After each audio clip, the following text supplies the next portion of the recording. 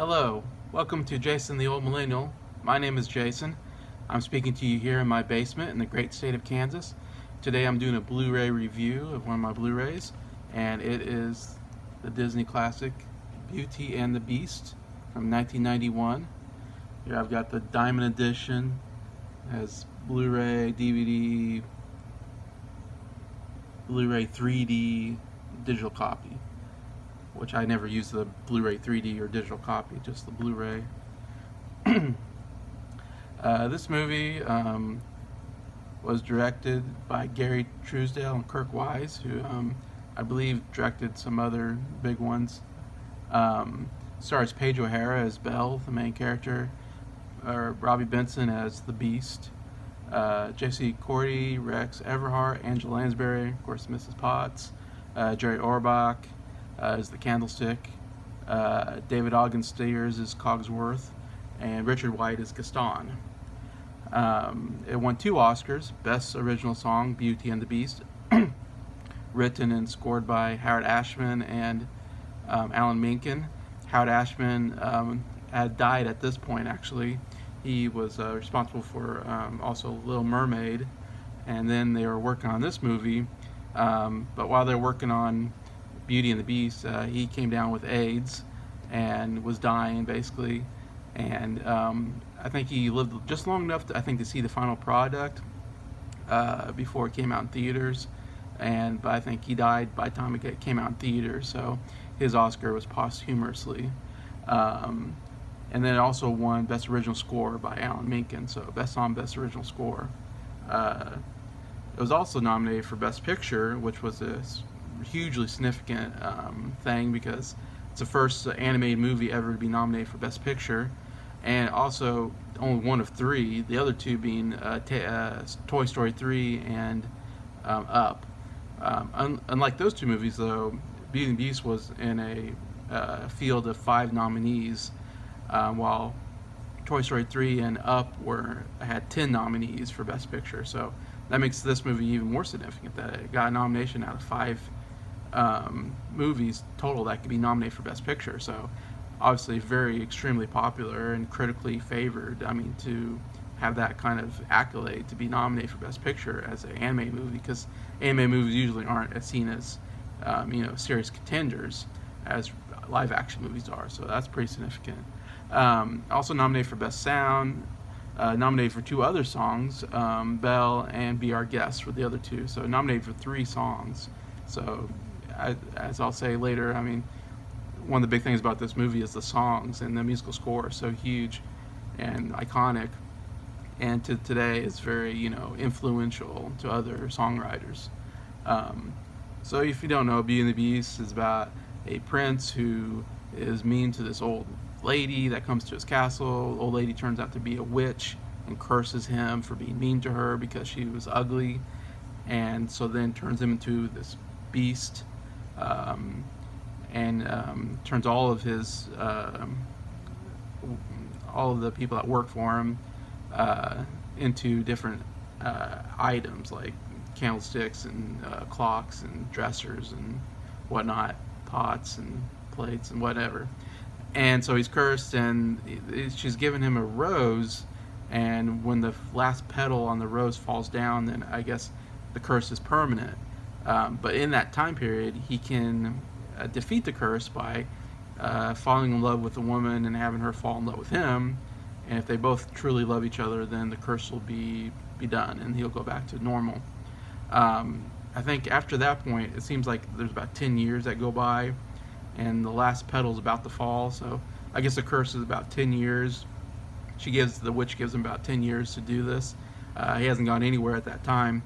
Then we get to Belle, who's in this French town, who loves to read, and her father's an inventor, and they're kind of somewhat laughed at in the town. Unusual for a woman to want to like to read. That's like an unusual thing at this time period. And then the father accidentally comes across the castle of the Beast, goes inside, the Beast locks him up. Belle finds where her father has been lost, finds out that he's been imprisoned by the Beast, and she offers to be imprisoned herself if the beast will let her father go, which he does, of course, because in the hopes that they will fall in love, and then that will, defeat the curse. That's basically the whole plot. There's also Gaston, the town bully and very manly man who wants to marry Belle, and of course he ends up being the bad guy of the film. Anyway, so that's the basic plot of the movies. The Beast must get Belle to fall in love with him, which is a very hard task, obviously. My background in this movie is, of course, I was a kid back in 1991. I was maybe 7 years old. I didn't see this in the theater. I'm sure I remember it being a thing. Like, I probably saw a trailer for it. I probably wanted to go see it, but not so much that I begged my parents to go take me.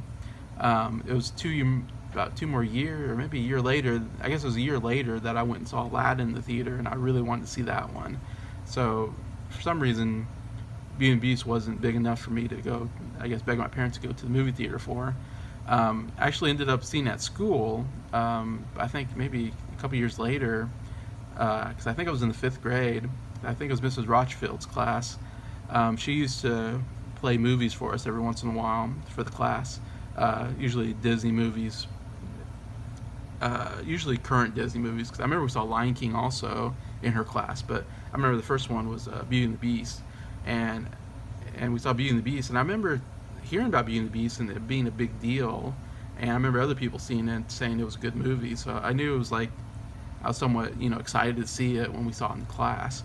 And of course at that time, it was a really great movie. Animation was really good. Obviously it's a little dated now because it's been in the past, but at the time that was pretty exciting to watch, and I really enjoyed it. I just remember really liking this movie. Thought it was funny, thought the music was good, whatever. I really enjoyed it as a kid back then. So how does it hold up now as an adult watching it again? I own the Blu Ray because for me, as a kid that grew up in the 90s, basically, born in the 80s, grew up kind of in the 90s really, that's when I consumed a lot of movies and music and TV and all that. To me, the Mount Rushmore of Disney movies was The Little Mermaid, Beauty and the Beast, Aladdin, and Lion King. Those 4 movies were by far the best animated movies up to that point, all Disney's, and I really loved those movies as a kid. So I have a lot of nostalgia for those 4 movies.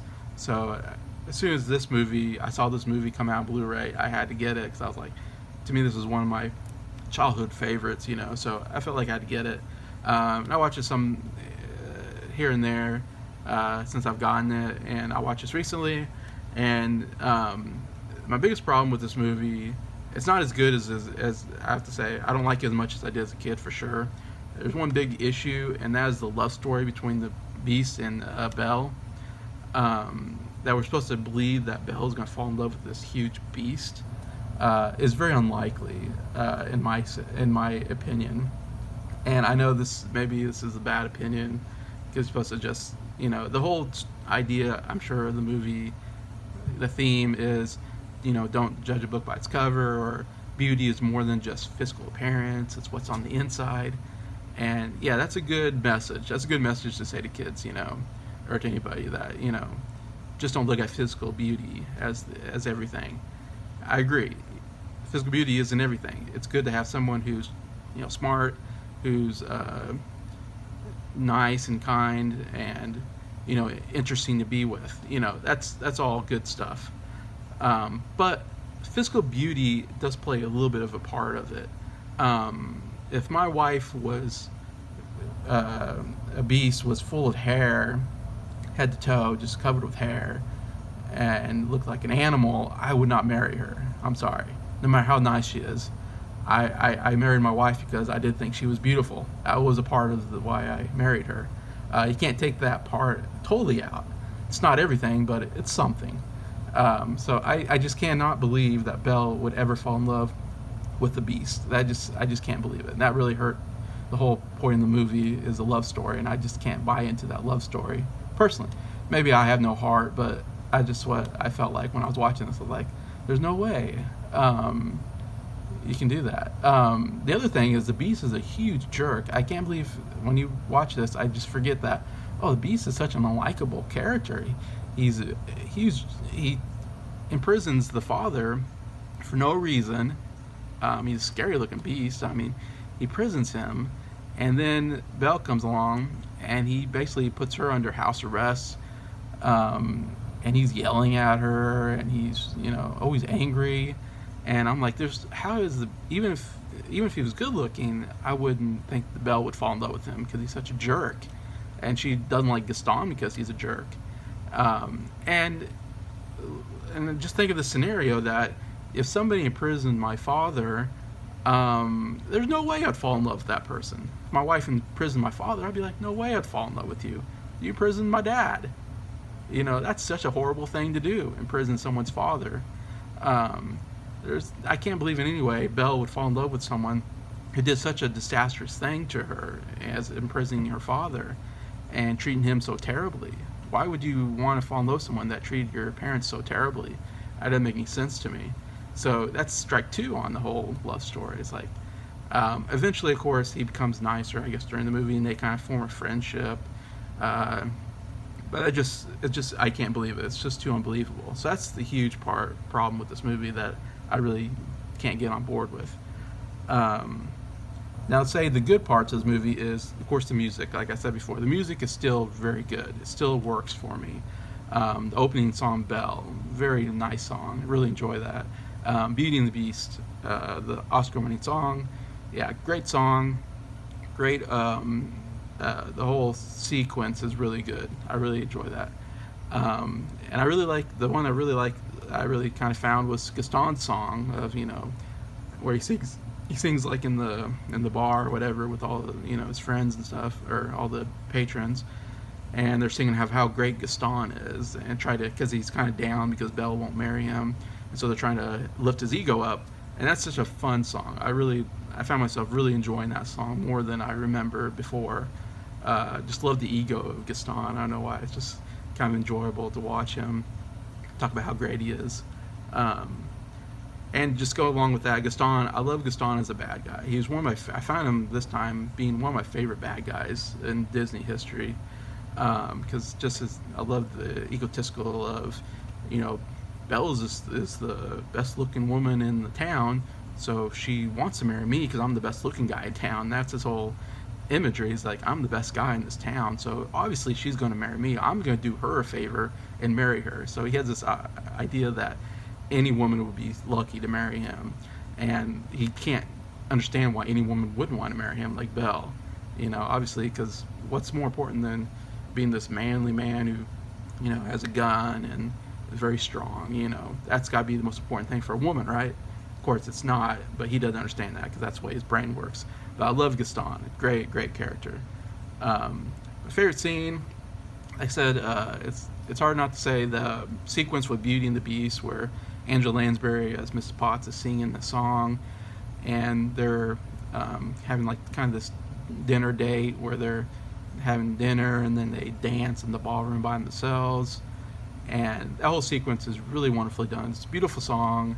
And then it has one of the great camera way the camera moves. I've never seen a camera move like this in an animated movie. I'm pretty sure this is somewhat new of I think maybe it started with Little Mermaid, but they really did a really good job here where the camera starts at the ceiling and swoops down on the Beast and Belle as they're doing a dance, and kind of goes right up close to them and kind of goes around them. And it's such a cool camera shot, and the way the camera moves really still kind of wows me even today to watch that scene. Anyway, so yeah, just a very beautiful scene. So that's got to be my favorite scene in this movie. Like I said, favorite performance has got to be actually Gaston. Richard White plays Gaston in this movie.